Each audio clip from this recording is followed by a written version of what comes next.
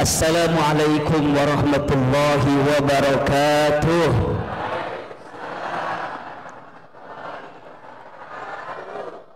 Semut hitam bertempat di batu yang hitam, muncul di malam hari di sebuah gua yang hitam. Mata kita mungkin tidak bisa melihat semut itu, tapi hakul yakin Allah tahu keberadaan semut itu. Betul apa betul? Daun kering berjatuhan dari pohonnya, berserakan di atas tanah. Kita mungkin tidak bisa menghitung berapa jumlah daun yang jatuh itu, tapi Allah tahu persis berapa jumlah daun yang jatuh itu. Iya apa iya? Maka mohon maaf, yakini dalam hati, pahami dalam ingatan kita, sadari dalam pribadi kita masing-masing bahwa tidak ada yang hadir hari ini dalam kehidupan kita kecuali semuanya dari siapa? Kecuali semuanya takdir dari siapa? Allah. Maka mohon izin, luruskan niat kita, bersihkan hati kita. Pertemuan kita sore ini harus diniatkan untuk siapa? Allah. Bunda sayang, teteh sayang, jangan apa? Ibu, teteh ya semua, kalaupun kita ngaji sore ini, jangan niatnya hanya untuk ketemu sama Ustadz Hilman. Setuju? Niatnya harus karena siapa? Allah. Hati-hati ya, berharap kepada manusia itu patah hati yang disengaja. Catat status hari Minggu itu ya. Berharap kepada manusia itu patah hati yang disengaja. Makin berharap sama manusia, makin sakit hati. Betul? Makin bersandar ke manusia, pasti makin kecewa. Setuju?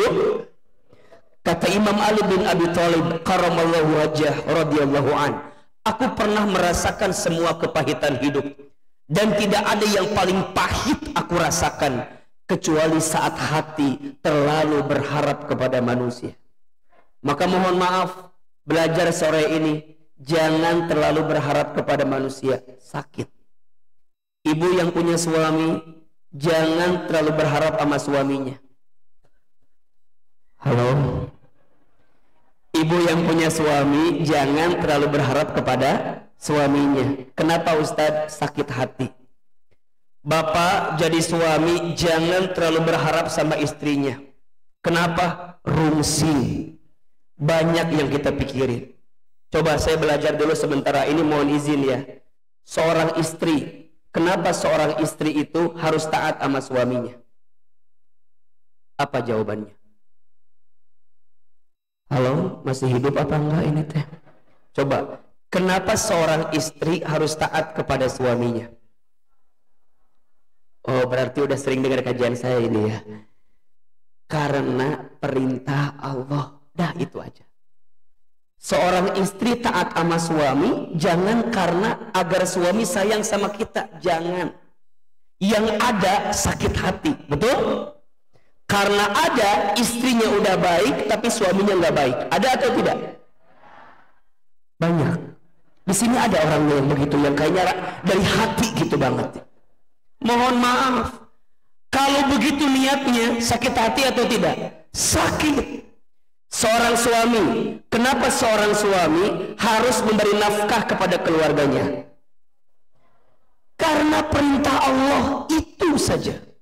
Kalau itu yang kita pahami, maka apapun yang kita kerjakan pasti ujungnya mengantarkan kebahagiaan. Makanya kalau ditanya, kenapa ya hidup kita kurang bahagia? Biasanya karena hati terlalu berharap kepada manusia. Cinta karena paras ada expirednya, betul? Sekarang ganteng, besok biasa saja. Ganteng cantik mah tidak menjamin kebahagiaan, betul? Jawab, betul apa betul? Ganteng itu tidak menjamin kebahagiaan, setuju? Apalagi jelek. Iya, yang ganteng aja tidak menjamin kebahagiaan. Cantik tidak menjamin kebahagiaan. Kaya menjamin kebahagiaan? Tidak. Coba pilih. Kaya gelisah, miskin tenang. Tolong jawab. Kaya gelisah atau miskin tenang? Tidak ada pilihannya yang tadi Maya. Pasti jawabannya adalah kaya tenang, betul? Khusus ibu-ibu, punya suami ganteng menggelisahkan atau abstrak menenangkan? Pilih yang mana? Saya nggak mau bilang jelek ya, bilangnya abstrak. Pasti jawabannya ganteng menenangkan, betul? Berarti rumusnya bukan tentang kayanya, bukan tentang gantengnya, tapi tentang tenangnya, betul? Nah sekarang pertanyaannya, yang ngasih tenang itu siapa? Yang ngasih hati ini lembut itu siapa? Ala bizikrillahi tatma'innul qulub. Ingatlah, hanya dengan berzikir kepada Allah hatimu akan menjadi tenang. Maka ini rumus ya. Tolong siapin kameranya. Buat status hari Senin ini siapin ya. Ini rumus nih. Jangan minta senang, tapi minta tenang. Karena yang senang belum tentu tenang, tapi yang tenang pasti senang. Ulangi, siapin kameranya tuh. Buat status besok di TikTok ya. Nanti pakai lagunya Sang Dewi, ya bagus itu di situ ya. Jangan minta senang, tapi minta tenang. Karena yang senang belum tentu tenang, tapi yang tenang pasti senang. Jangan minta senang. Kalau hanya minta senang, senangnya dikasih, tenangnya belum tentu dapat. Tapi kalau minta tenang, hidupnya cukup. Hidupnya cukup. Kadang kita nggak usah minta banyak, yang penting cukup. Karena yang banyak belum tentu cukup, tapi yang cukup itu pasti banyak. Betul? Hidup cukup mah enak. Pas mau beli rumah, cukup. Pas mau ganti kendaraan, cukup. Mau jalan-jalan ke Turki, cukup. Mau haji umroh tiap tahun, cukup. Mau beli kendaraan baru, cukup. Bayar SPP anak sekolah, cukup. Ibu nggak usah minta rumah yang besar, cukup ada kolam renangnya, cukup 3 tingkat. Ibu nggak usah minta suami yang ganteng. Yang ganteng itu berpotensi menyakitkan hati. Coba Ustadz mau tanya, ibu mau nggak punya suami kayak Ustadz Hilman? Kan baru dikasih tahu barusan pelajarannya ya. Ibu mau nggak punya suami kayak Hilman? Jawab jangan. Jangan mau. Kenapa? Karena Hilman udah pasti nggak mau sama ibu ya. Itu jawabannya. Udah terima yang ada aja. Karena kadang yang bikin hidup tidak bahagia bukan karena keadaannya, tapi karena tidak menerima apa yang Allah berikan dalam hidupnya. Betul? Jangan minta senang, tapi minta tenang. Karena yang senang belum tentu tenang, tapi yang tenang pasti senang. Coba saya mau tanya, udah tahu belum doa agar dikasih kecukupan? Doa ini dianjurkan oleh Nabi untuk dibaca setiap hari Jumat pada asar. Udah tahu belum? Sok, Ahilman sekali, Bapak Ibu sekali. Allahumma kfini bihalalika an haramika wa aghnini bifadlika amman siwaka. Perhatikan terjemahannya ya, bagus sekali. Allahumma kfini, ya Allah cukupkan aku, bihalalika dengan apa yang engkau halalkan, an haramika daripada engkau haramkan.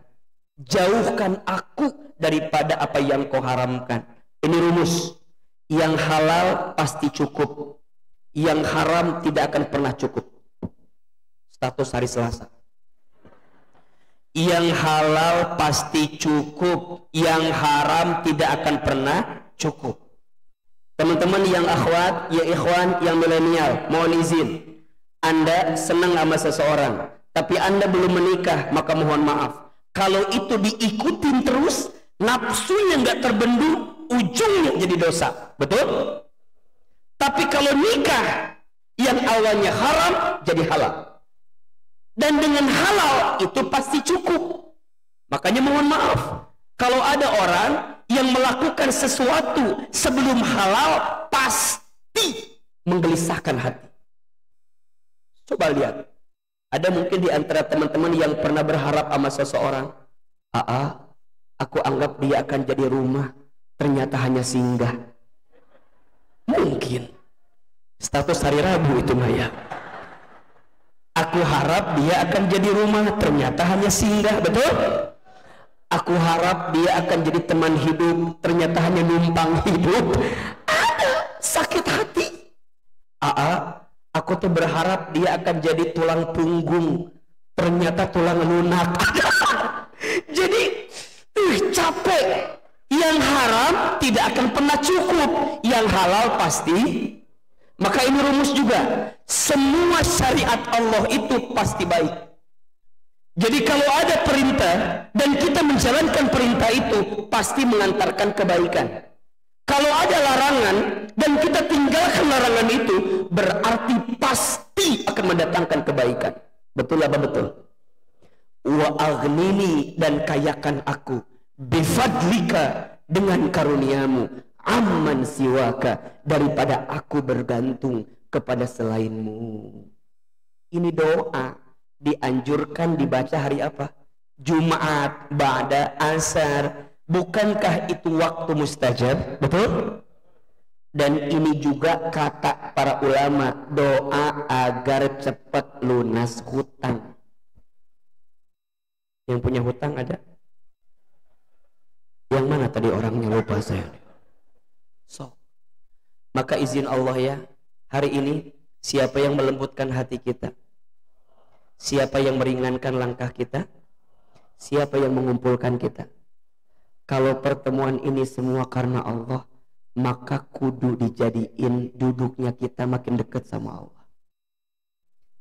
Jangan, mohon maaf ya, jangan kemudian ibu ngaji, bapak ngaji, seneng sama ustadznya, jangan sampai jadi cinta sama ustadznya.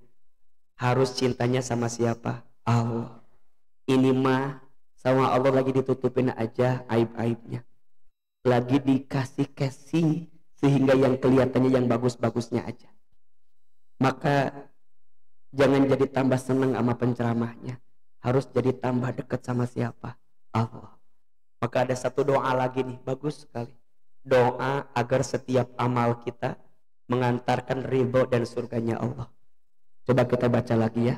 Allahumma inna nas'aluka ridhoka wal jannah wa na'udzubika min sakhatika wan nar. Baca doa ini ya, agar setiap amal kita teh untuk dapat ridho dan surganya Allah. Yang di sini mau masuk surga? Kok kayak nggak yakin gini sih? Mau masuk surga? Coba yang keras. Yang mau masuk surga, angkat tangan, katakan saya. Bapak-bapak nggak mau ini teh. Coba. Siapa yang mau masuk surga? Siapa yang mau masuk surganya surga Firdaus? Siapa yang mau masuk surganya sekeluarga? Siapa yang mau masuk surganya sekarang? Sekarang saya mah mau, sekarang mah bener, kalaupun diizinkan sama Allah. Belum tentu nanti mah masuk surga. Insya Allah ya, mudah-mudahan seperti ini Allah kumpulkan kita di dunia. Seperti inilah nanti Allah kumpulkan kita di surga. Amin ya rabbal alamin. Ayah bunda bapak ibu, senang sekali Ahilman minggu sore ini bisa hadir di Sidoarjo. Betul? Ini namanya apa? Sidoarjo. Masya Allah. Saya tadi pagi ada acara di Bangkalan di Madura, kemudian sore ini di Sidoarjo. Nanti mohon doanya jam 7 harus kembali ke Jakarta, karena besok pagi harus live di Trans TV di Islam Itu Indah. Jadi saya tuh Masya Allah ini tidurnya belum maksimal, karena kemarin teh baru pulang ke rumah sampai jam 2 malam dari Bandung, Cikarang, Bekasi, Karawang, kemudian ke Bogor. Tadi pagi jam 4 subuh udah berangkat dari rumah, berangkat ke Surabaya. Jadi Masya Allah capek banget. Capek nggak kira-kira? Capek. Tapi pas lihat jamaah Sidoarjo, capeknya Ustadz Hilman langsung hilang ya. Kenapa? Karena Ustadz lihat ini wajahnya calon ahli surga semua ya. Jangan amin dulu ya, karena saya baru bilang calon ya. Calon tuh banyak yang nggak jadi biasanya ya. Enggak. Ahilman doain betul ya Allah. Doain ya, mudah-mudahan Allah berikan sehat walafiat. Karena di antara lelah yang disukai oleh Allah, salah satunya adalah lelah saat kita berjalan di jalan Allah. Saya ulangi, salah satu lelah yang dicintai oleh Allah adalah lelah saat kita berjalan di jalan Allah. Maka bunda, teteh, ayah, teman-teman sekalian, semua yang hadir, hidup kita di dunia ini tidak lama, sebentar, betul? Hidup ini bukan untuk hidup, tapi hidup untuk yang maha hidup. Mati bukan akhir kehidupan, justru mati itu adalah awal kehidupan yang sebenarnya. Dunia ini bukan tempat tinggal kita, tapi dunia ini adalah tempat meninggal kita. Maka mohon izin ya, kalau kita bicara tentang kehidupan dunia, setidaknya ada 4 yang harus kita pahami tentang sifat kehidupan dunia. Ada berapa? 4. Yang pertama, dunia ini waktunya singkat dan cepat. Itu dunia. Di dalam Al-Quran berkali-kali Allah ingatkan kita tentang waktu. Betul apa betul? Banyak sekali ayat yang Allah gunakan untuk bersumpah atas nama waktu. Coba kita perhatikan. Dari waktu fajar, wal fajri. Naik waktu subuh, was subhi idza tanaffas. Naik waktu duha, wad duha. Naik waktu siang, wan nahari. Naik waktu asar, wal asri. Naik waktu malam, wal laili. Berkali-kali Allah ingatkan kita tentang waktu. Kenapa? Allah ingin sampaikan, manusia, hidupmu di dunia ini tidak lama. Bapak Ibu kan tahu ya, sudah pernah mendengar, setidaknya manusia itu dalam hidupnya akan mengalami 12 tahapan kehidupan. Ada berapa? 12. Yang pertama alam ruh, yang kedua alam rahim, yang ketiga alam dunia, yang keempat alam kubur, yang kelima alam kiamat, yang keenam alam dibangkitkan, yang ketujuh alam dikumpulkan, yang kedelapan alam ditimbangkan, 9 alam dihitungkan, 10 alam diberikan syafaat pertolongan, 11 alam diperjalankan di sebuah jembatan, 12 alam ditentukan akhiratnya, surga atau nerakanya. Ada berapa? Bisa diulangi lagi? Yang bisa ngulang Ustadz kasih hadiah umroh gratis, brosurnya saja, kan brosur juga penting atuh. Coba diulangi. Yang pertama alam apa? Alam roh, sudah kita lewati. Yang kedua alam apa? Alam rahim, sudah kita lewati. Yang ketiga alam apa? Alam dunia, sedang kita lewati. Mohon maaf, Ustadz, ternyata dunia bukan akhir. Ternyata dunia ini tahapan yang keberapa? Ketiga. Masya Allah, masih panjang atau tidak? Besok lusa kita semua akan bertemu dengan peristiwa namanya mati. Ustadz lihat ini wajahnya hampir sama semua, bahkan sama wajah camat semua. Apa itu camat? Jangan tersinggung karena mati itu pasti, betul? Hanya kita nggak tahu waktunya saja. Bisa jadi bapak ibu duluan, Ahilman belakangan, bisa. Atau dibalik, Ahilman belakangan, bapak ibu duluan ya. Aa kan masih muda, Aa masih panjang hidupnya. Kata siapa? Sekarang yang masih muda mati ada atau tidak? Yang masih muda wafat dikit apa banyak? Bahkan survei membuktikan yang masih muda itu potensi matinya lebih besar dibanding orang tua. Coba kita cek. Aa belum pernah dengar ada nenek kakek mati trek-trekan motor. Tidak ada. Yang trek-trekan motor mati biasanya siapa? Anak muda, betul? Aa belum pernah dengar ada seorang nenek loncat dari apartemen tertinggi karena diputusin kakeknya. Asal nggak pernah dengar cerita yang begitu. Yang begitu mati mah biasanya siapa? Anak muda. Maka mohon izin, yang muda jangan leha-leha. Karena mati nggak lihat tua atau muda. Bisa jadi yang tua duluan, yang muda belakangan. Atau dibalik. Yang muda belakangan. Tetap yang tua duluan ya.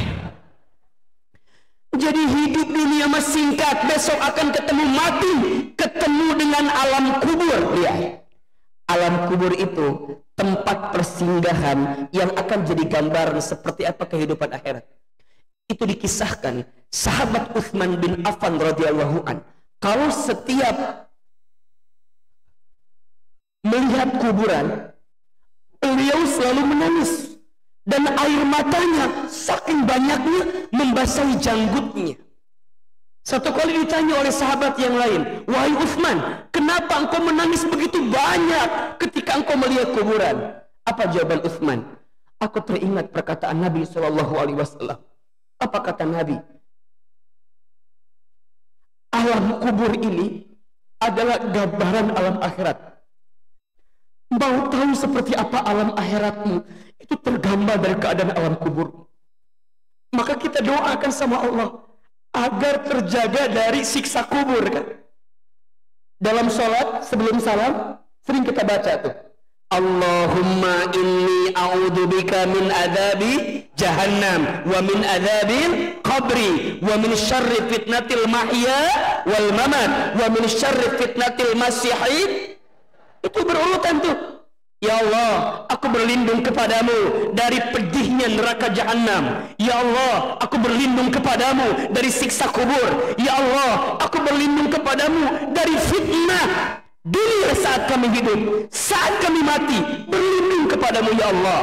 Dan kami berlindung dari fitnah Masihid Dajjal. Ketemu alam kubur. Nanti di alam kubur semua keadaannya berbeda. Semua orang menunggu sampai nanti dihancurkan di alam kiamat. Setelah dihancurkan, dibangkitkan yaumul ba'ats. Setelah itu dikumpulkan yaumul mahsyar. Bagaimana keadaan ketika itu Ustaz? Setiap orang sibuk dengan kualitas pribadinya masing-masing. Disebutkan dalam Al-Quran kan? Yauma yafirrul mar'u min akhi wa ummihi wa abihi wa sahibatihi wa bani likulli imri'in minhum yawma idzin sya'nun yughni. Akan ada satu hari di mana semua orang berlarian, betul? Orang tua berlari meninggalkan anaknya. Anak berlari meninggalkan orang tuanya. Saudara meninggalkan saudaranya. Suami meninggalkan istrinya. Jangankan nanti, sekarang pun udah banyak. Betul? Istri meninggalkan suaminya. Semua. Tapi disebutkan dalam ayat yang lain, al-akhillau yawma idzin ba'dhum li ba'din adu illal muttaqin. Ada satu hari di mana mereka yang dekat di dunia, mereka akan jadi adu, jadi musuh. illal muttaqin, kecuali mereka yang dekat di atas ketakwaan kepada Allah. Ini rumus nih. Tidak penting seberapa banyak teman kita, jika teman yang banyak itu tidak mengantarkan kita makin dekat sama Allah.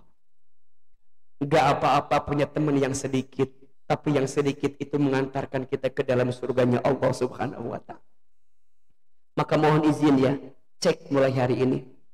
Bunda punya suami, apakah suami bunda jadi orang yang membuat bunda makin dekat sama Allah atau tidak? Ayah punya istri, apakah istri kita jadi jalan dekat ke Allah apa enggak? Orang tua punya anak, apakah anak kita jadi jalan dekat ke Allah apa enggak? Anak punya orang tua, minta sama Allah agar orang tua ini jadi orang tua yang deketin kita sama Allah. Maka mohon maaf, apapun yang Allah beri tapi nggak jadi bikin deket ke Allah, itu namanya bukan nikmat, itu namanya nikmat. Ada nikmat pakai ain, ada nikmat pakai qaf. Apa bedanya? Kalau nikmat pakai ain, itu setiap kebaikan yang mengantarkan kedekatan sama Allah, itu namanya apa? Nikmat. Tapi kalau nikmat pakai qaf, setiap kebaikan yang diberikan tapi nggak jadi dekat tambah ke Allah, nama lainnya istidraj. Apa nama lainnya? Maka jadiin tuh dunia ini, karena waktunya singkat, sebentar, cepat, maka pastikan setiap keberadaannya menjadikan kita makin dekat sama siapa? Satu, dunia ini waktunya singkat, padat, cepat. Yang kedua, dunia ini cirinya senda gurau, permainan. Betul? Wa mal hayatud dunya illa la'ibu wa lahun. Dan adapun kehidupan dunia ini hanyalah permainan dan senda gurau yang akan melalaikan kehidupan. Berarti gimana Ustaz? Ingat, jangan jadikan dunia sebagai tujuanmu, tapi jadikan akhirat tujuanmu. Dunia hanyalah wasilah untuk mendapatkan akhirat. Bukan berarti mohon izin ya, oh Ustaz, berarti nggak usah cari dunia. Enggak, dunia cari, tapi saat engkau dapetin dunia, balikin ke Allah. Itu poinnya. Karena kalau tidak, nanti dirimu akan dipermainkan dengan dunia sebagaimana permainan itu. Makanya dunia ini disebut dengan apa? Panggung. Kan gitu ya. Dunia ini panggung sandiwara. Terus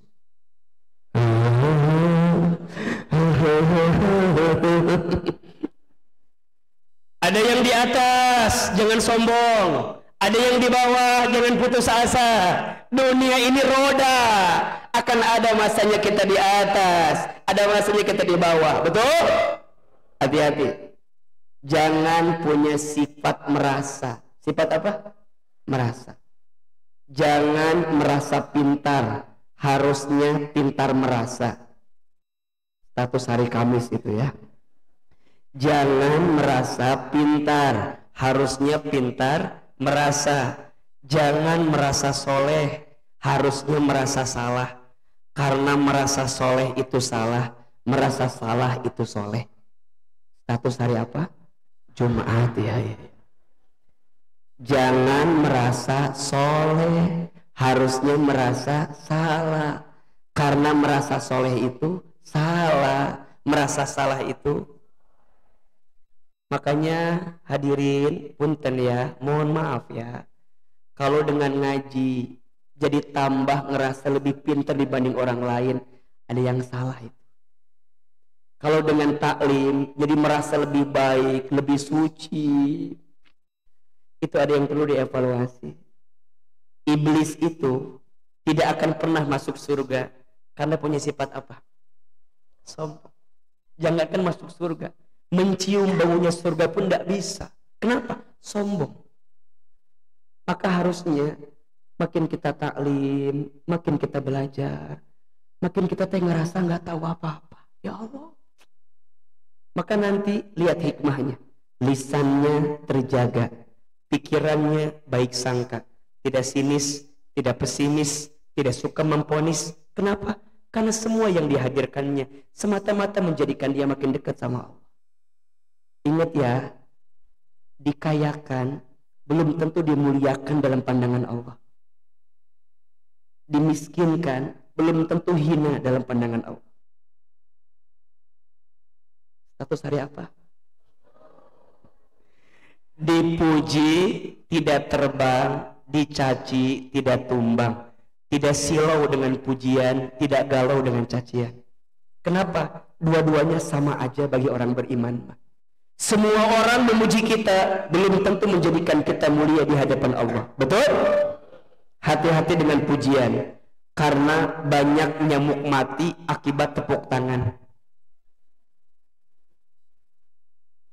Hati-hati juga dengan cacian. Boleh jadi itu adalah bab evaluasi untuk kita. Setuju?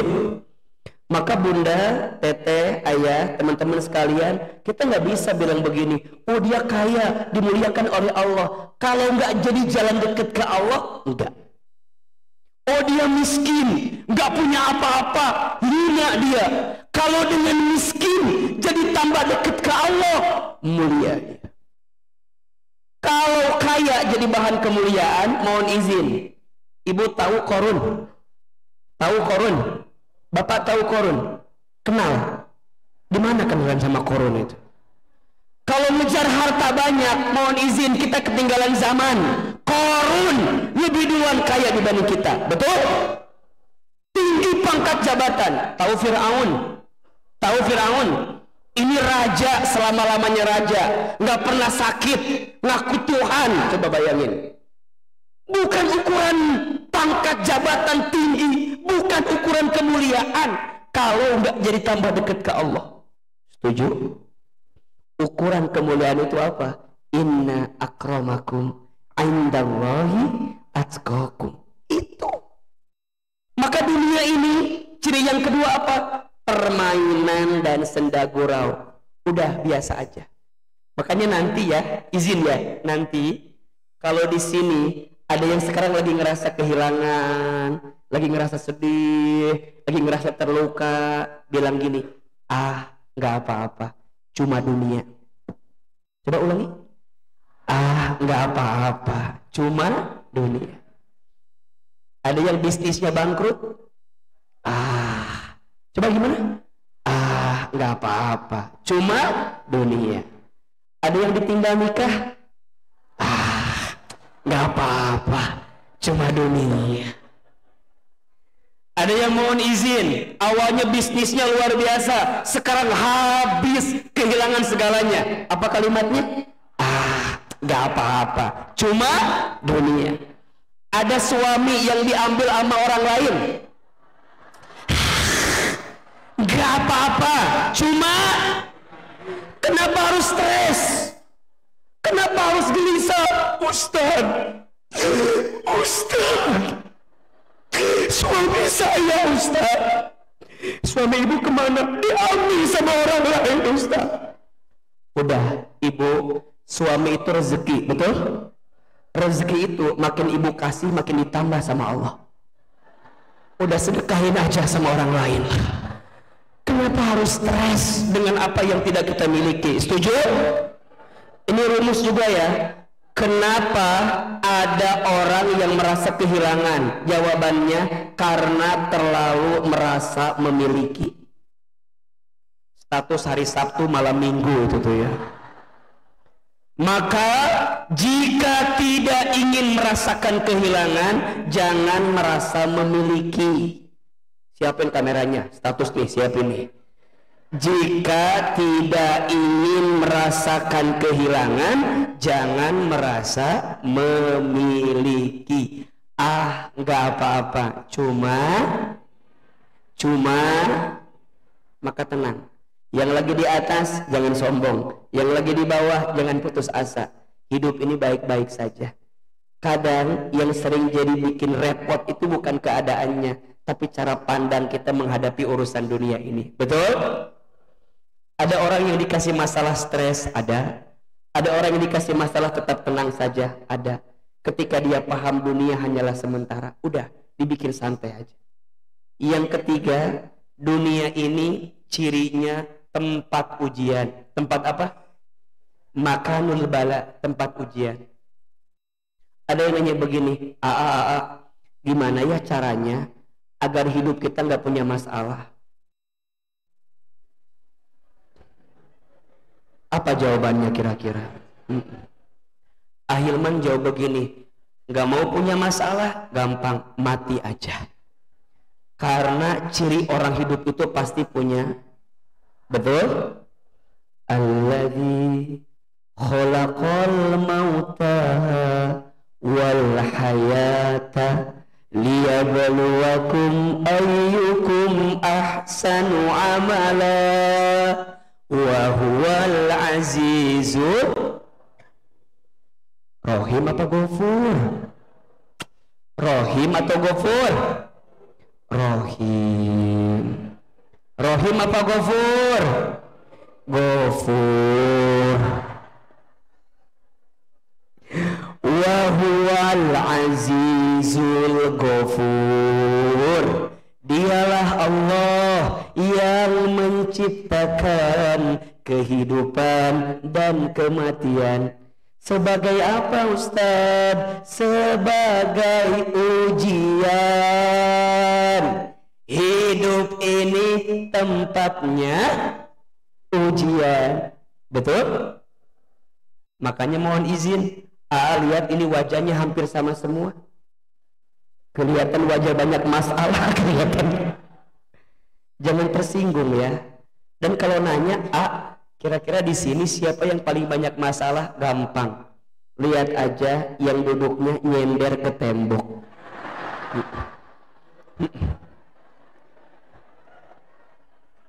Kenapa yang nyender banyak masalah? Iya, karena di rumahnya tidak punya sandaran ya.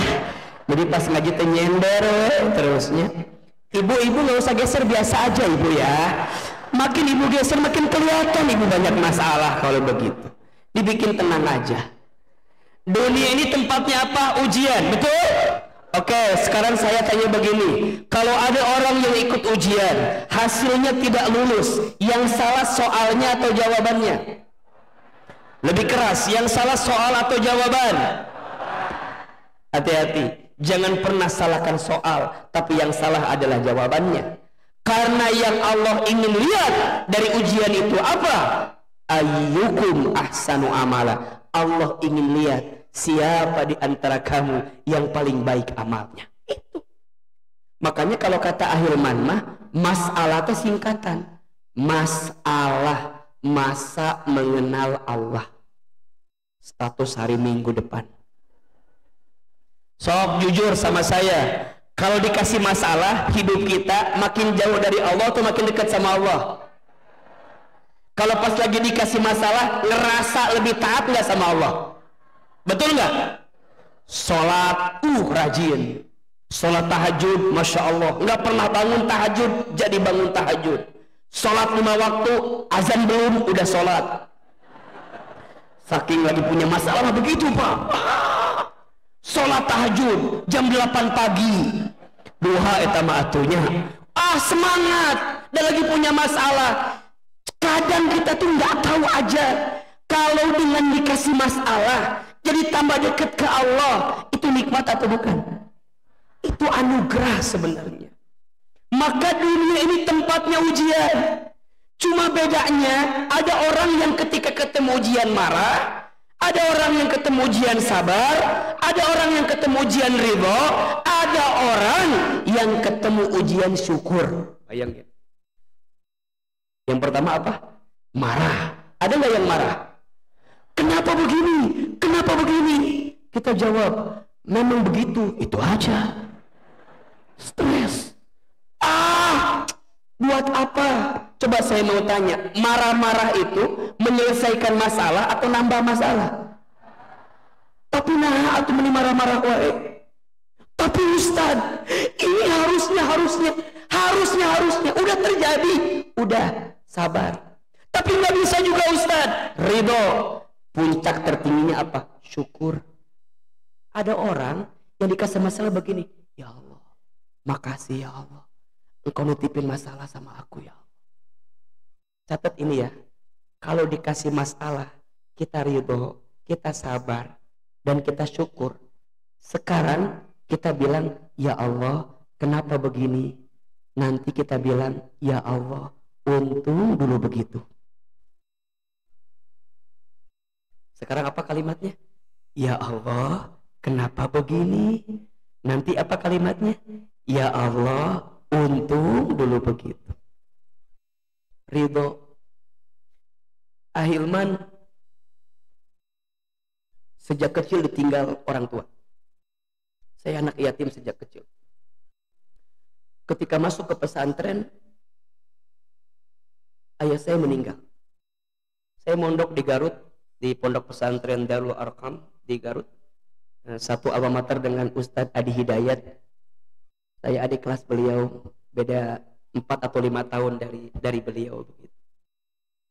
Saya dulu merasa bahwa kenapa orang tua saya dipanggil ketika saya sedang banyak membutuhkan ketika itu. Tapi ibu saya selalu menguatkan begini, nak, jangan sedih. Nanti mama yang dagang sendiri, nanti mama yang cari uang. Yang penting Hilman sekolah, Iman sekolah. Jadi yang mau betul saya sekolah tuh ibu saya. Saya tuh waktu kecil nakal banget. Aduh, kelihatan kan ya. Saya emang nggak bisa diem Pak. Aduh. Dan saya dulu tukang keliling-keliling dari panggung ke panggung. Saya MC acara dangdutan. Maka suaranya kan serak-serak basah kan ya. Saya keliling gitu. Jadi ibu saya tuh dari kecil udah tahu kalau saya tuh ada bakat-bakat lah di dunia entertain gitu ya. Tapi ibu saya bilang gitu, harus masuk pesantren biar Hilman jadi ustadz. Itu. Ibu saya pengen saya jadi ustadz.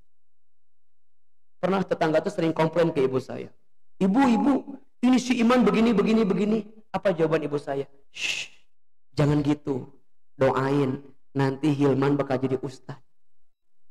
Terus saya bilang ke ibu saya, ustadz dari mana? Masa ustadz begini mah? Ibu saya tukang jualan di pasar. Bapak saya kuli jualan di pasar. Rasanya nggak mungkin waktu itu. Tapi ibu saya itu kalau ngaji paling depan. Bapak saya kalau ngaji duduknya paling depan. Pernah ditanya, Pak, kenapa duduk paling depan? Saya pengen liatin ustadz, pengen liatin ulama. Moga nanti anak saya ada yang jadi ulama. Jadi bapak saya tuh kalau duduk paling depan, ibu saya paling depan. Kenapa? Kalau ditanya begitu, saya mandangin ulama, semoga satu saat anak saya ada yang jadi ustadz, ada yang jadi ulama. Maka singkat cerita, masuklah di pesantren. Kelas 1, kelas 2, kelas 3, sampai kelas 4. Di kelas 4 itu, ibu saya jatuh di kamar mandi. Stroke akhirnya. Maka ibu kami udah nggak bisa lagi berjualan seperti biasa. Ibu kami hanya bilang, Hilman harus pinter ya, biar dapat beasiswa. Karena mama udah nggak bisa lagi ngasih Hilman biaya. Hilman harus pinter ya. Mama doain Hilman jadi anak yang pinter. Ketika ibu saya sakit, saya berjanji kepada Allah, ya Allah, saya tidak ingin menyakiti hati ibu saya. Bantu saya ya Allah. Gimana caranya agar saya bisa membahagiakan ibu saya. Maka selepas ibu saya sakit, saya sungguh-sungguh dalam belajar. Saya banyak baca, saya tinggal di masjid pesantren, saya rajin begitu. Gimana caranya agar kemudian Allah berikan banyak kebaikan untuk hidup kami. Saya punya kebiasaan, kalau libur dari pesantren, saya pulang ke rumah. Apa yang saya lakukan di rumah? Saya sering nyuapin ibu saya, karena beliau stroke kan, jadi nggak bisa makan dengan sempurna.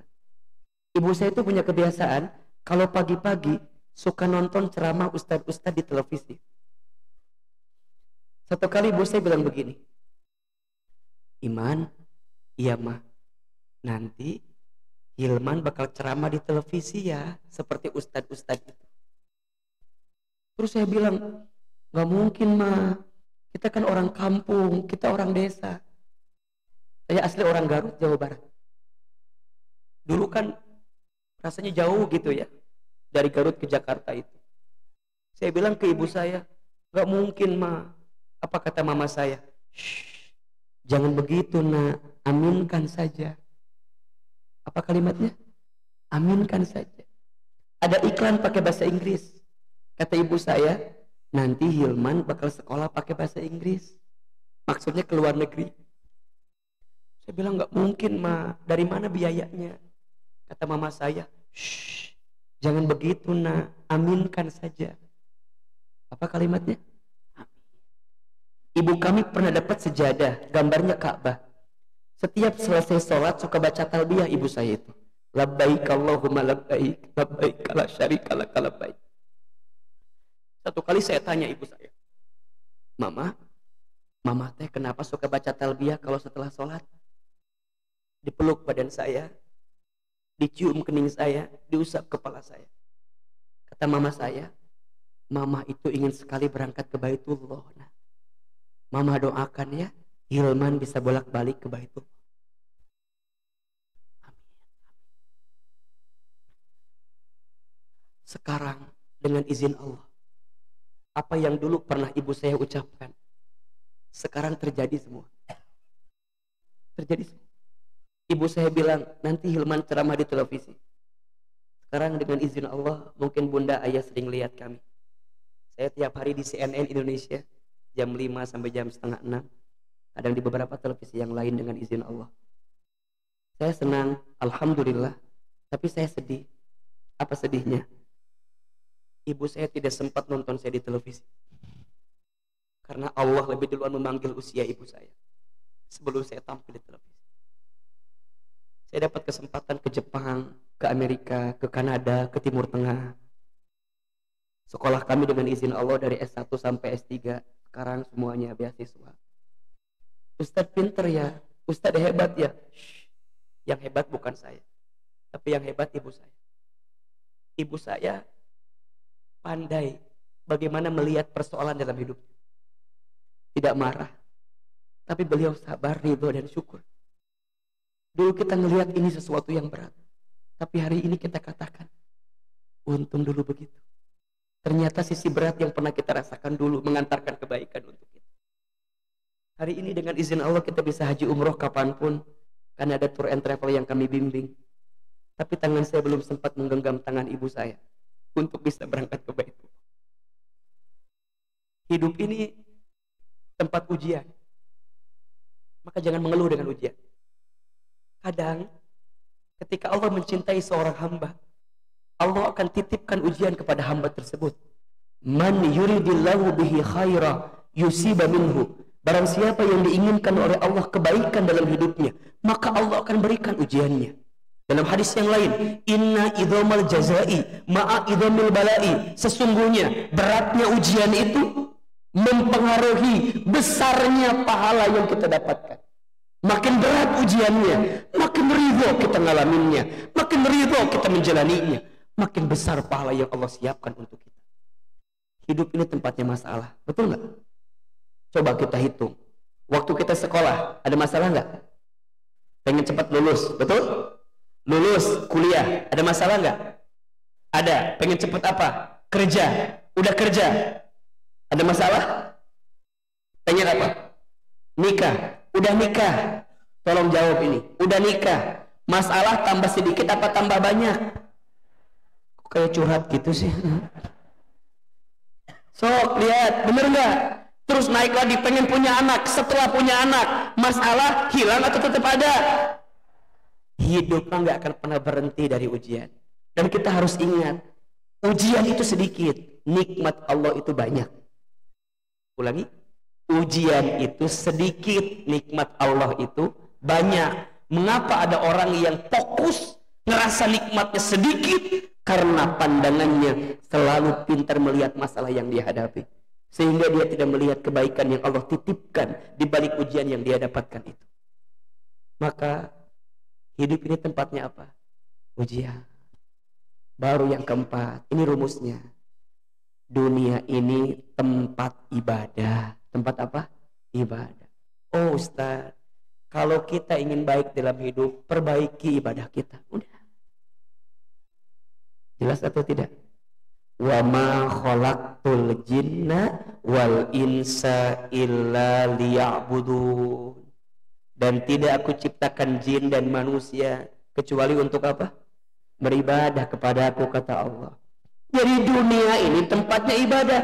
Makin baik pengabdian kita sama Allah, makin Allah berikan kebaikan untuk kita. Mohon maaf ya, ayah bunda, bapak ibu sekalian. Selama kita masih hidup, maka selama itulah ujian akan terus datang. Tapi selama itulah, selama kita makin dekat sama Allah, maka selama itulah kita diberikan jawaban dari setiap ujian kita.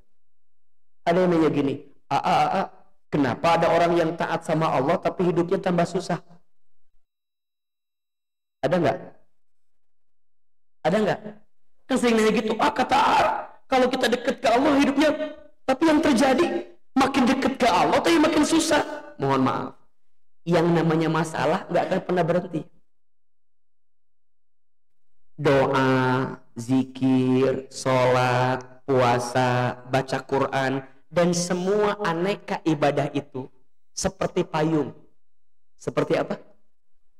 Payung itu tidak bisa menghentikan hujan, tapi payung bisa melindungi tubuh kita dari derasnya air hujan. Betul?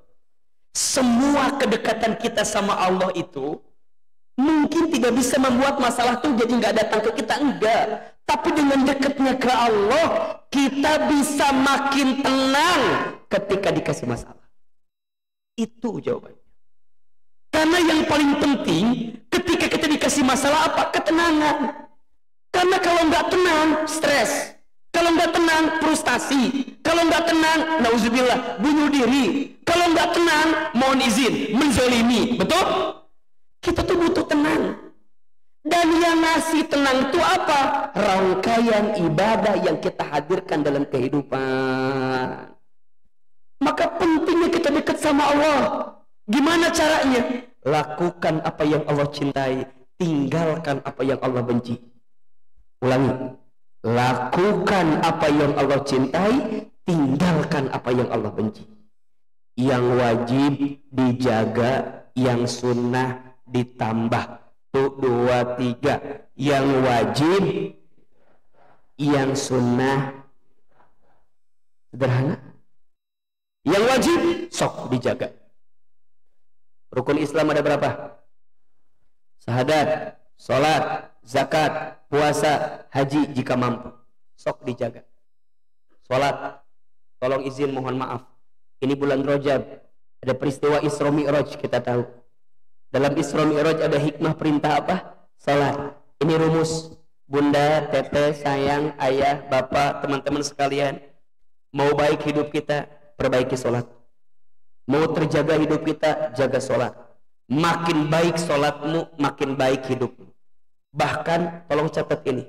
Kualitas salat itu menentukan kualitas rezeki. Quran surat Toha ayat 132. Surat apa? Toha ayat berapa? 132. Perhatikan ini. Allah Subhanahu wa taala sampaikan, wa'mur ahlaka bis salat, dan perintahkanlah keluargamu untuk salat. Wastabir 'alaiha, dan bersabar-sabarlah dalam menunaikan salat itu. Kalau sholatnya udah sabar, sholatnya udah benar, la nas'aluka rizqan, jangan pernah bertanya tentang rezeki. Insyaallah. Kenapa? Nahnu narzukuka, kami yang akan menjamin rezekimu. Wal akibatu littaqwa, dan itu adalah akibat ketakwaanmu kepadaku, kata Allah Subhanahu wa taala. Mohon izin, yang di sini ngerasa bahwa rezekinya sempit, hidupnya sulit, rumit, perbaiki sholat. Karena sholat sumber ketenangan, sholat sumber kebahagiaan, sholat sumber kemudahan, sholat sumber rezeki. Kenapa? Ketika Nabi Isra Mi'raj, sebelumnya Nabi kan mengalami kondisi yang sangat sedih, ditinggal oleh paman dan istri tercintanya. Betul? Nabi berikan peristiwa Isra Mi'raj. Isra diperjalankannya Nabi SAW dari Haram ke Aqsa. Mi'raj diangkat ke Nabi dari Haram dari Aqsa ke Sidratul Muntaha. Pulang dari sana Nabi diberikan perintah salat. Ini clue kepada kita. Sesulit apapun kita, jika salat dihadirkan di dalamnya, maka kesulitan itu akan mengantarkan kebahagiaan untuk kita. Maka jaga salat. Jaga salat, jaga salat. Yang wajib, yang sunnah, mau sempurna lagi sunnah. Catat ya, izin Allah ya, 3 sholat sunnah kalau hidup kita mau tambah lebih baik. 1, sholat sunnah tahajud, belajar bangun di sepertiga malam, belajar berkhulwat sama Allah, ngadu sama Allah. Kalau mau nangis, nangis di situ di waktu sepertiga malam. Allah turun ke muka bumi dan Allah mencari di antara hambanya yang tahajud.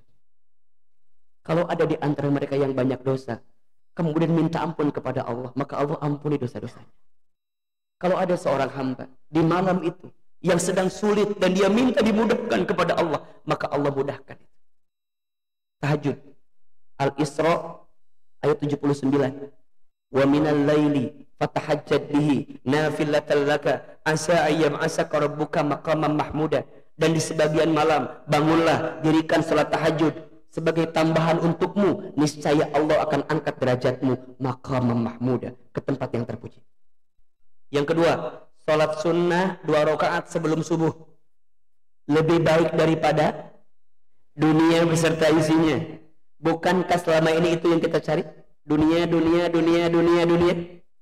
Bahkan ada orang yang stres karena dunia.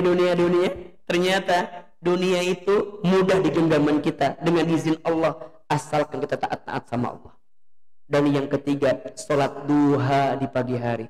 Barang siapa yang tidak tertinggal sholat duha 4 rakaat di pagi hari, 2 salam, maka Allah cukupkan kebutuhannya.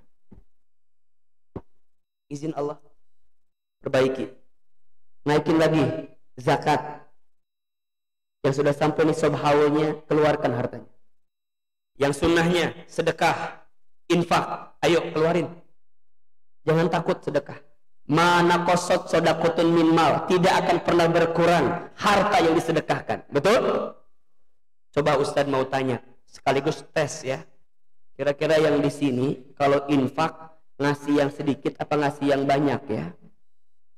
Yang mana? Coba dicek ya. Kalau kita punya uang 70.000 2 lembar, 50 dan 20, yang mana sedekahnya? Jujur yang mana? 20. Uangnya nambah lagi 80.000 3 lembar, 50, 20, 10. Yang mana sedekahnya sekarang? Yang mana? 10. Nambah lagi uangnya 85.000 4 lembar, 50, 20, 10, 5.000. Yang mana? Terakhir ya, uangnya nambah 87.000 5 lembar, 50, 20, 10, 5.000, 2.000. Yang mana sedekahnya? 2.000. Jujur yang mana? 2.000. Masuk toilet sekarang berapa? 2.000. Masuk surga? Ya, nggak nyambung kalau jawabannya 2.000. Ayo banyakin sedekah. Ada filosofi hidup namanya terima kasih. Terima. Apa artinya Ustadz? Seberapa banyak yang ingin kita terima tergantung yang kita kasih. Status hari Senin itu. Seberapa banyak yang ingin kita terima tergantung yang kita. Makin banyak yang kita kasih, percaya makin banyak yang kita terima. Betul? Naik lagi puasa. Yuk. Besok Ramadan. Mau ketemu Ramadan semuanya?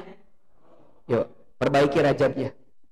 Rajab bulan menanam, Sya'ban bulan menyiram, Ramadan bulan memanen. Ulangi. Rajab bulan apa? Menanam. Sya'ban bulan apa? Menyiram. Ramadan bulan apa? Memanen. Orang nggak mungkin panen kalau nggak nyiram. Betul? Orang nggak mungkin nyiram kalau nggak nanam. Maka jadiin Rajab ini bulan untuk nanam kebaikan, banyakin. Nanti ketemu ame Ramadan. Amin.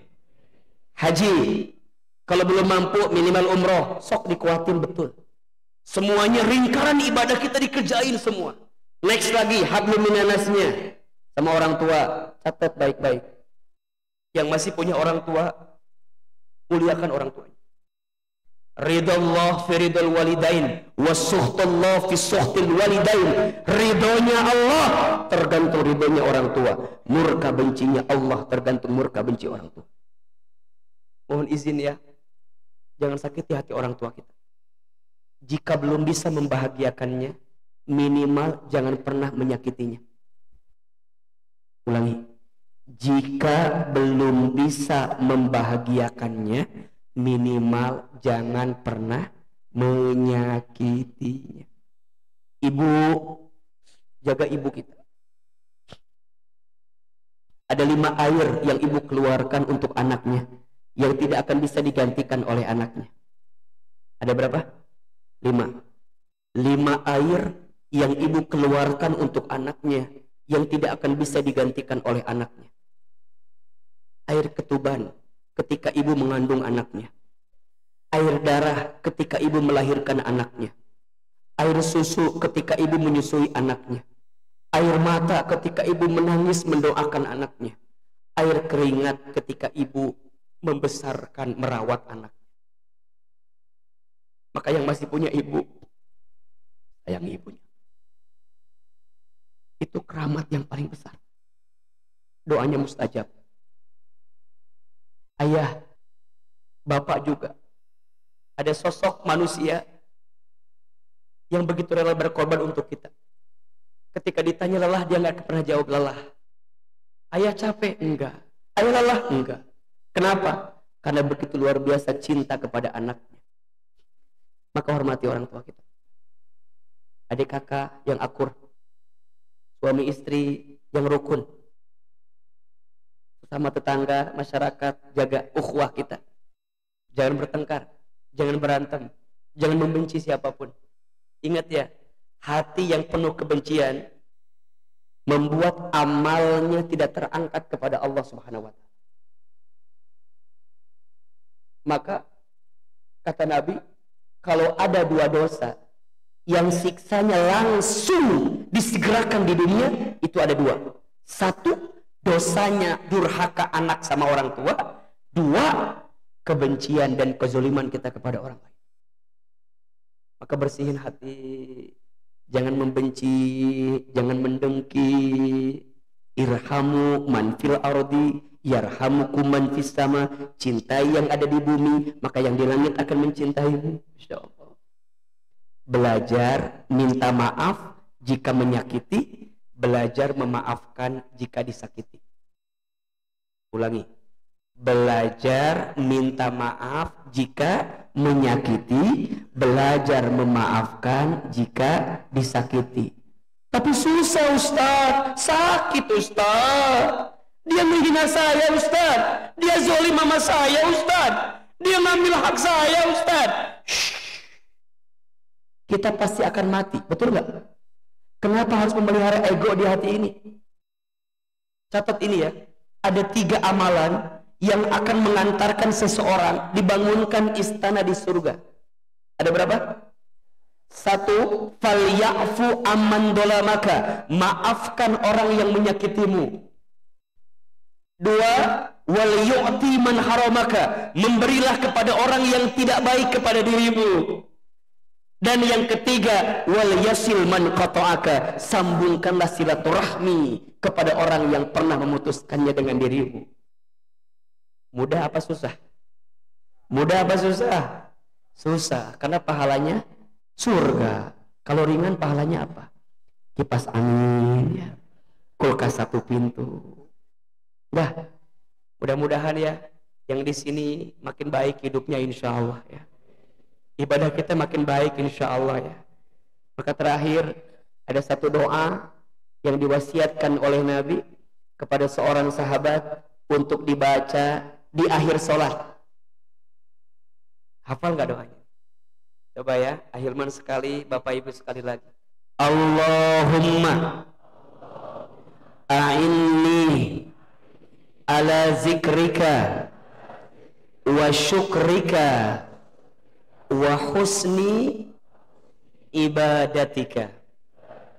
Ya Allah, tolonglah aku untuk selalu mengingatmu dan bersyukur kepadamu dan memperbaiki ibadahku kepadamu. Allahumma a'inni ala zikrika wa syukrika wa husni ibadatika. Dunia ada berapa cirinya? 4. 1, dunia ini waktunya singkat dan cepat. Yang kedua, dunia ini bentuknya permainan dan senda gurau. Yang ketiga, dunia ini tempatnya apa? Ujian. Dan yang keempat, dunia ini tempatnya apa? Ibadah. Jelas materinya? Ada ilmunya? Ada manfaatnya? Bisa kita amalkan? Senang hari ini bisa dengerin tausiah Hilman? Senang? Masih mau dengerin apa enggak? Masih? Nah, yang masih mau udah follow Instagram saya belum? Ya, follow Instagram saya ya, Ahilman Fauzi. Ahilman Fauzi. Follow Instagramnya. Di situ ada tausiah-tausiah pendek dari apa yang kami hadirkan. Sok, jika baik boleh dibagikan, jika ada yang salah boleh dikoreksi, diluruskan. Para alim, para ulama, jika sore ini ada yang salah dari apa yang Nanda sampaikan, tolong dikoreksi. Karena semua yang benar pasti dari Allah, dan semua yang salah pasti dari saya yang banyak kesalahannya. Barangkali itu yang bisa Ahilman sampaikan. Sebelum saya nanti doa di akhir, kita doa dan muhasabah. Mungkin ada yang disampaikan dari Ustaz, silakan, dari pengurus, silakan. Betul.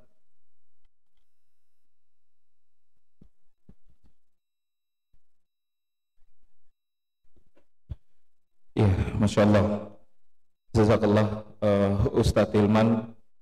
Begitu besarnya doa ibunda, orang tua, dan saya yakin orang tua kami juga yang ada di ruangan ini senantiasa di setiap sholatnya, setiap usahanya karena Allah Ta'ala, dan mendoakan agar anak-anaknya menjadi muslim dan muslimah yang insya Allah menjadi pejuang daripada agama Allah. Amin. Bapak dan Ibu semuanya, rasa senang hati kami pada hari ini salah satunya ingin kami sampaikan bahwasanya dari hasil sedekah yang terkumpul dari kotak infak yang Bapak dan Ibu berikan di awal kegiatan kita tadi berjumlah sementara Rp5.240.000 ditambah 5 real. Alhamdulillah. Dan masih ada 3 kotak yang memang belum terbuka dan masih di dalam penghitungan.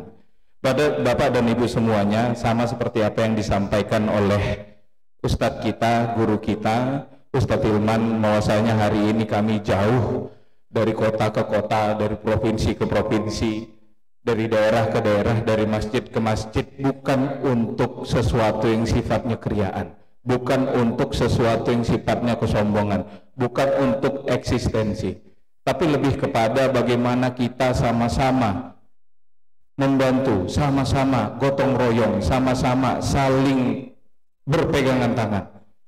Apa yang diceritakan Ustadz Hilman ingin kami tularkan kepada seluruh yatim-yatim kami yang hari ini berada di rumah tahfiz. Rumah tahfiz yang berdiri semenjak 2004, awalnya hanya berjumlah 10 orang Ibu. Akhirnya bertambah menjadi 10 rumah tahfiz. Awal membuka di Surabaya dan kemudian di Jawa Timur awalnya hanya 1 rumah tahfiz, kemudian 2 rumah tahfiz, dan yang mendaftar hanya 2 orang, Bapak dan Ibu semuanya. Hari ini di 2022 dan kemudian 2023, alhamdulillah kita sudah memiliki khususnya Surabaya itu sampai dengan 500 rumah tahfiz. Bapak dan Ibu semuanya, bukan tidak sedikit kejadian-kejadian menarik yang kami jemput. Ketika kami jemput anaknya ke Lombok, ketika kami jemput anaknya ke Padang, orang tuanya masih dalam kondisi sehat. Sesampainya 10 hari di rumah tahfiz, ibunya wafat. Ini menjadi kesungguhan hati kami. Biasanya hari ini niat dan cita-cita mereka sangat mulia untuk bisa menjadikan anak-anaknya menjadi penghafal Al-Quran.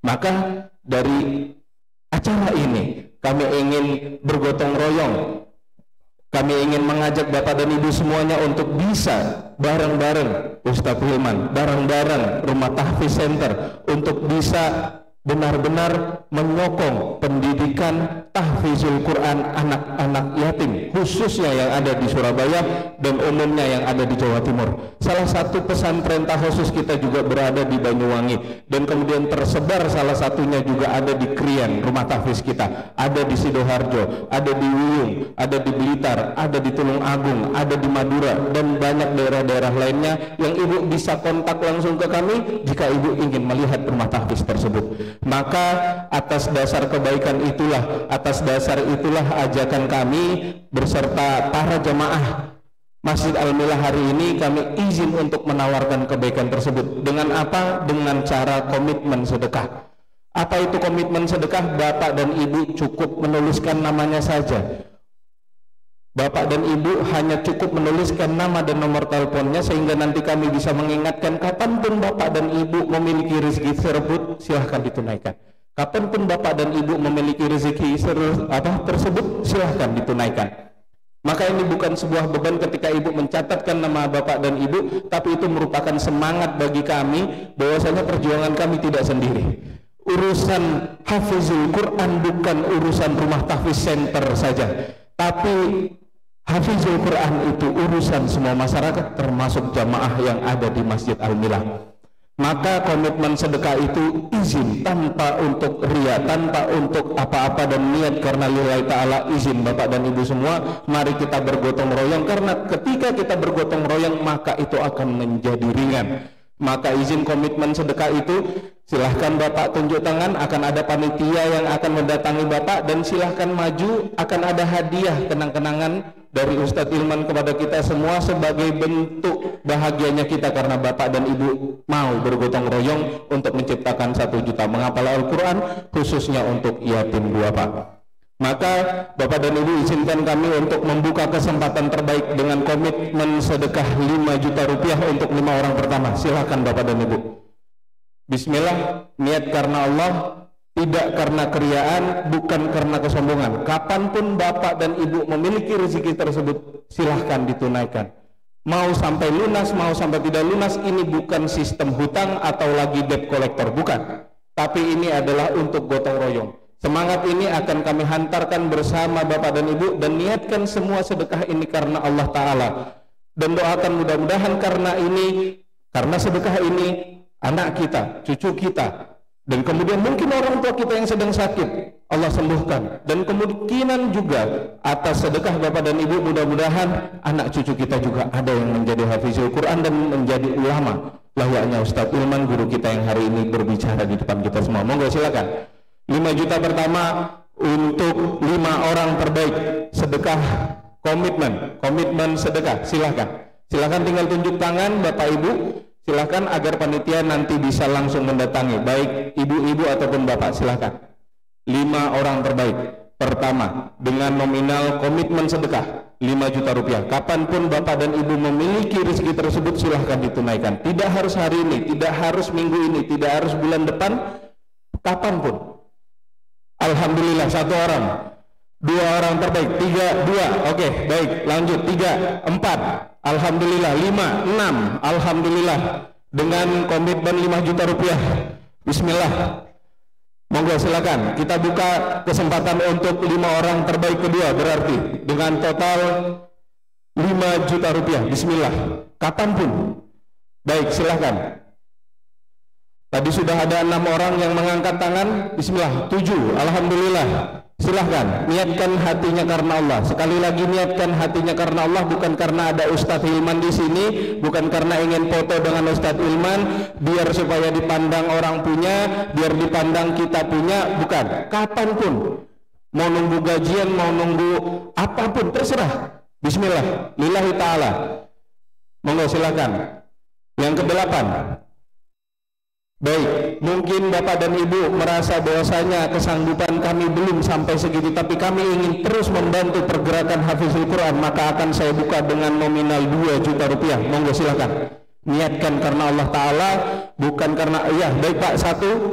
Ada lagi, silakan tunjuk tangan Pak. 2, 3, 4. Baik, silakan Pak. 5 di ujung pintu. 6. Bismillah. 7, 8, 9. Monggo silakan. 2 juta rupiah. Kapanpun. 9. Baik, silakan. Baik Bapak Ibu, ayo silakan niatkan kembali. Tanya hatinya, tanya kebutuhannya, apa yang ingin melalui sedekah itu. Mudah-mudahan apa yang menjadi hajat kita, entah orang tua kita sakit, anak kita sakit, mungkin tetangga kita selama ini tidak pernah bercakap-cakap, gara-gara kita sedekah akhirnya Allah turunkan hidayah kepada tetangga kita. Yang mungkin dulunya dia zalim, akhirnya dia baik kepada kita. Yang mungkin anak kita juga lagi sakit, yang mungkin anak kita juga butuh yang namanya lulus kuliah. Monggo silakan doakan, dan karena itulah menjadi wasilah daripada perantara kebaikan Bapak dan Ibu semuanya. Monggo silakan dengan nominal 2 juta rupiah. Baik, mungkin dirasa memang masih belum juga mampu secara pribadi, tapi ingin tetap membantu, maka kami berikan kesempatan dengan nominal 500.000 rupiah. Silahkan Bapak dan Ibu semuanya. Niatkan karena Allah Ta'ala. 1, 2, 3, 4. Monggo silahkan. 500.000 rupiah. 5, 6, 7, 8, 9, 10, 11. Monggo silahkan. 12, 4, 13. Mohon maaf. 14, 15, 16, 17, 18. Bismillah, karena Allah Ta'ala. Bapak dan Ibu semua, mungkin tidak akan bisa kita cukupkan hari ini langsung di depan, tapi nanti perwakilan, dan kemudian Bapak dan Ibu boleh datang ke meja gerai kita untuk menunaikan. Minimal catatkan saja dulu nama dan nomor teleponnya, sehingga nanti kita dapat mengingatkan Bapak dan Ibu kapanpun Bapak dan Ibu memiliki rezeki tersebut. Artinya ini bukan paksaan. Terus kalau enggak pertunaikan seperti apa? Biar Allah yang menunaikan. Biar Allah yang menunaikan. Bismillah. Selanjutnya dengan 500.000 rupiah. Ada lagi? Silahkan. Alhamdulillah sudah ada 20 orang.